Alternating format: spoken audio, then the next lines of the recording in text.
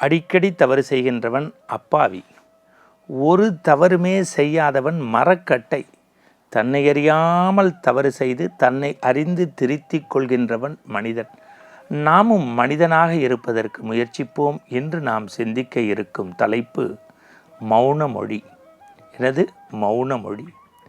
என் அன்புக்குரியவர்களே, ஆண்டவன் சன்னிதானத்தில் அமர்ந்து கொண்டு 1000 மலர்களை தூவி 1000 லட்சார்ச்சனை பண்ணுவதை விட நம்முடைய இதயத்திற்கும் வாய்க்கும் இணைப்பு பாலம் அமைத்து மௌனமொழி பேசுவது உயர்ந்தது என்று ஜென் சொல்கிறது. ஒரு 3 சொற்றொடர் அண்மையில் படித்தேன், நெகிழ்ந்து போனேன். ஆன்மீக மலரைப் போல ஞான மலர்கள் என்கின்ற புத்தகம். வருவது வரட்டும், போவது போகட்டும், நடப்பது நடக்கட்டும். எப்படி இந்த 3 வார்த்தையும் வச்சுக்கணுமா புதிய விடியல்ல? வருவது வரட்டும், போவது போகட்டும், நடப்பது நடக்கட்டும். மாற்றம் என்பது மாறாதது.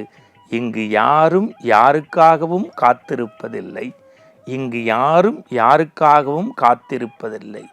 இந்த சொற்றொடரோடு அப்படியே புத்த பிட்சுக்களோடு உங்களை பயணப்பட அழைத்து செல்கின்றேன்.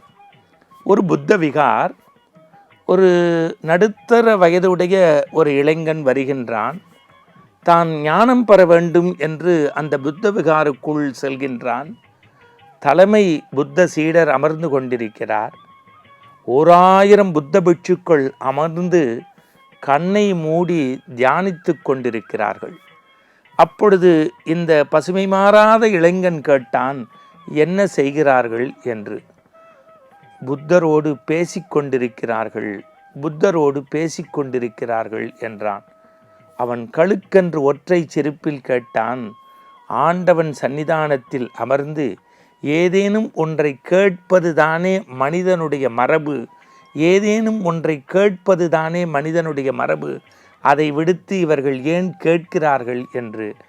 பல மணி நேரம் மனிதன் சொல்ல இறைவன் கேட்கின்றான். ஒரு சில நிமிடங்களாவது இறைவன் சொல்வதை மனிதன் கேட்ப மௌனமொழி பழக வேண்டும். என்ன அற்புதமான விஷயம்! அடுத்த வரி எழுதுகிறார், தியானம் என்பது கண்மூடி 1000 அறவழி மந்திரங்களை அடிநாதத்திலிருந்து சொல்வது மட்டுமல்ல. வேதம் தெரியாதவன், ஆகமம் தெரியாதவன் கூட கண்மூடி தன் மனதிற்கும் விழிக்கும் ஒரு ஓட்டம் நடைபெறுவதைப் போல, நடுமத்தியில் ஒரு ஒளி தோன்றுவதைப் போல அமைதி மௌனமொழி பேச கற்றுக்கொள் மனிதா, உயர்வாய். உலகத்தில் யாராலும் வெல்ல முடியாதது பேச்சு. அதனால்தான் இனிமைக்கு இலக்கணம் 2 சொற்கள்னா. இந்த புதிய விடியலில் நீங்கள் தெரிஞ்சுக்கணும், பொல பொல பொல பொல பொல பொலன்னு பேசுகிறத விட 2 சொற்கள் ரத்தின சுருக்கமாக பேசி அமைதியாக இருக்கணும். அப்படியே அந்த புத்த விகாருக்குள் இருந்து வெளியில் வருகின்றான். வந்தவுடன் தலைமை புத்த பிட்சுவை பார்த்து ஒருவன் ஓடி வருகின்றான். நடுத்தர வயது. ஐயா, நான் ஞானம் பெற வேண்டும் என்று ஆசைப்படுகின்றேன். ஆனால் என்னுடைய உற்றார் உறவினர், நண்பர்கள், என் மீது பாசம் செலுத்துபவர்கள் இந்த மண்ணில் அதிகம் இருப்பதால் அவருக்காக வாழக்கூடிய என்னால் துறவுக்கும் வர முடியவில்லை, இல்லற வாழ்க்கையிலும் முழுமையாக ஈடுபட முடியவில்லை. எதை நான் துறப்பது?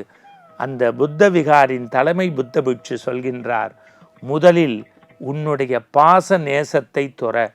அடுத்த வரி அவர் கேட்குறாரு, இந்த இறை வழிபாட்டிற்கு அடிநாதமே பாசமும் நேசமும் தான், அதை துறக்கணுங்கிறீங்க. அடுத்த வார்த்தை அடிக்கிறார் பாருங்க அவர். உங்கள் மனைவி மேலே உங்களுக்கு அன்பு இருக்கா, பாசம் இருக்கா? உங்கள் பிள்ளைங்க மேலே, உங்கள் உற்றார் உறவினர் மேலே கண்டிப்பாக உண்டு. எனக்காக அவங்க உயிரை கொடுப்பாங்க. அப்படியா? நாளைக்கு ஒரு சில மணி நேரம் நீங்கள் 5 புலன்களையும் அடக்கி உங்கள் வீட்டில் அமைதியாக உயிர் துறந்த மாதிரி இருக்க வேண்டாம், நடிங்கன்னாரு. அப்படியே நடந்தது. புதிய விடியல் புலர்ந்தது. இவர் 5 புலன்களையும் அடக்கி ஒரு சில மணி நேரம் மௌனமொழி வாசித்தார்.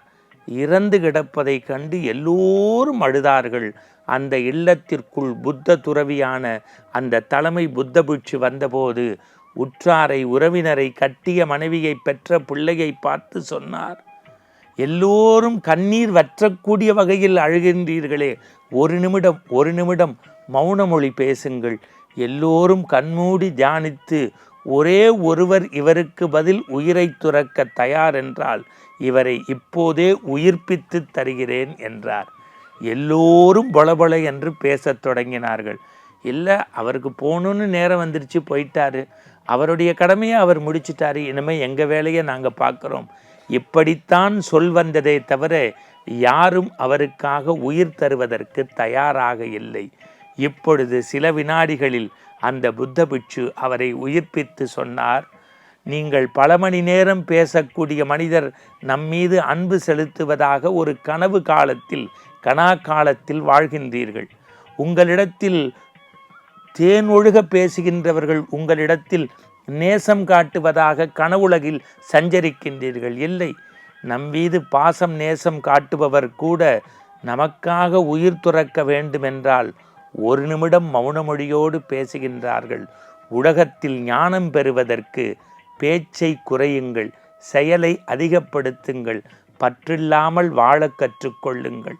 இந்த 3 காரணிகளும் ஒரு நேர்கோட்டில் சந்தித்தால் ஆனந்தம் நிலைத்து நிற்கும் என்கின்ற ஜென்னின் கதையே இன்று சொல்கின்றேன். ஞானம் பிறக்க மௌனமொழி பழகுங்கள். மீண்டும் நாளை சந்திப்போம். வணக்கம்.